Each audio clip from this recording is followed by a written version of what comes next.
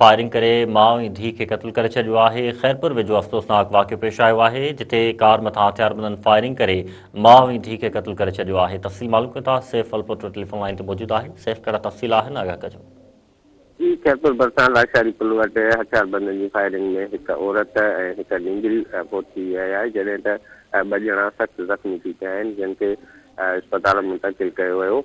ॿुधायो पियो वञे त बुढ़ा बिरादरी जे ॿिनि धुरनि विच में हलंदड़ पुराणे तकरार तां लाशारी पुल वटि हथियारबंदनि जी फायरिंग में ॻोठु खानन बुर्ड़ो वासी हिकु औरत फ़हमीदा ऐं संदसि 7 साला धीअ राबिया गोलियूं लॻण सबबि थॾे ते ई फौत थी वई, जॾहिं त औरत जो मुड़ुसु राजा ऐं ॿी धीअ राहिदा सख़्तु ज़ख़्मी थी पिया, जिन खे ॻंढि जोगी हालत में अस्पताल मुंतक़िल कयो वियो आहे।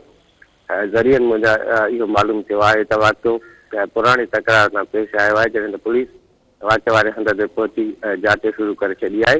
हुन अस्पताल मां ज़रूरी कार्रवाई बाद फौती औरत ऐं संदसि निंगरीअ जो लाश वारसनि हवाले कयो वियो आहे, जेको लाश संदसि घर पहुचण ते घर में कोराम थी वियो आहे। जी, सैफ, तव्हांजी महिरबानी तफ़सील ॾियण जे लाइ।